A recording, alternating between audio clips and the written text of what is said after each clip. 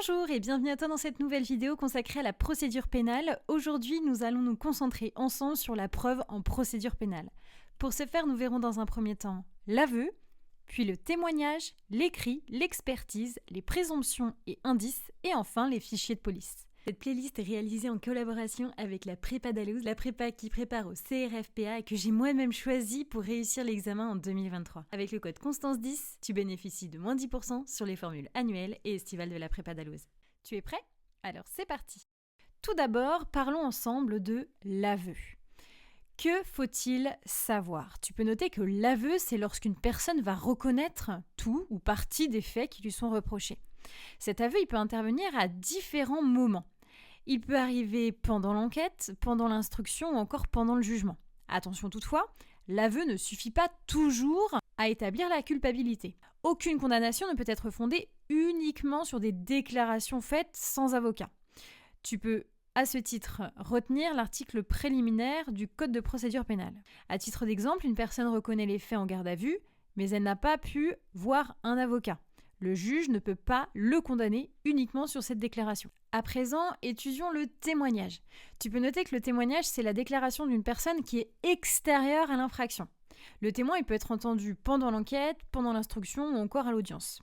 Attention, un témoin cité doit en principe comparaître. À l'instruction et au jugement, il doit aussi prêter serment, c'est important. À titre d'exemple, tu peux noter qu'une personne présente sur les lieux d'une agression, par exemple, peut être appelée pour raconter ce qu'elle a vu. À présent, parlons du témoin protégé. Alors, que faut-il savoir? Dans certains dossiers, on va avoir des témoins, on va avoir un fait, on va reconnaître une qualité de témoin protégé parce qu'on va considérer que témoigner peut être dangereux. Ainsi, on va mettre en place différents types de mesures. On va déclarer l'adresse du commissariat comme domicile. Aussi, on va faire en sorte que le témoignage reste anonyme. Enfin, aussi, on peut faire bénéficier au témoin d'une identité d'emprunt. Attention, le témoignage anonyme est strictement encadré. À titre d'exemple, tu peux noter que dans une affaire de criminalité organisée, un témoin, il peut craindre des représailles s'il relève son identité. À ce titre, je te renvoie à l'article 706-57 et suivant du Code de procédure pénale. À présent, parlons de la preuve par écrit en procédure pénale. Tu peux noter qu'un écrit peut servir de preuve en procédure pénale. À titre d'exemple, un contrat, une lettre, un message, un procès-verbal. Dans un abus de confiance, par exemple, un contrat peut aider à prouver que la chose avait été remise à titre temporaire.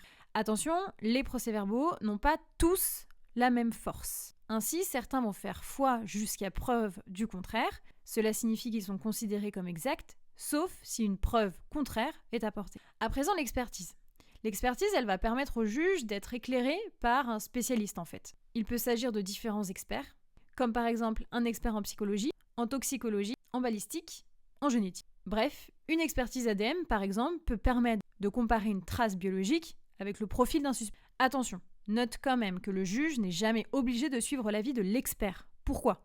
Eh bien parce qu'il statue selon son intime conviction et je te renvoie à la vidéo sur l'intime conviction présente dans cette playlist de vidéos. À présent, les présomptions et les indices. Que faut-il savoir? En fait, un indice, c'est un élément qui va permettre de déduire l'existence d'une infraction ou encore l'implication d'une personne. Par exemple, des empreintes retrouvées sur une arme peuvent constituer un indice. Les fichiers de police peuvent aussi aider les enquêteurs, comme par exemple le fichier d'antécédents, le fichier des personnes recherchées, le FAED, qui va permettre finalement de relever les empreintes digitales, et enfin le FNAEG, qui va permettre d'avoir les empreintes génétiques. Attention, ces fichiers doivent rester proportionnés et contrôlés par l'autorité judiciaire. Quelques petits conseils si tu passes le CRFPA. Pour chaque preuve, il va falloir que tu te demandes plusieurs questions. Est-ce que la preuve, elle est autorisée? Est-ce qu'elle a été obtenue légalement? Est-ce qu'elle a été obtenue loyalement? Peut-elle être discutée par les parties? Et aussi, le juge peut-il fonder sa décision dessus? En effet, en matière de preuve, tu peux noter qu'une preuve peut exister, mais encore faut-il qu'elle soit utilisable dans la procédure. Si cette vidéo t'a plu, pense à la liker et à t'abonner. Et pour continuer tes révisions, va voir la collection 1000 QCM dans ma librairie numérique libredroit.fr.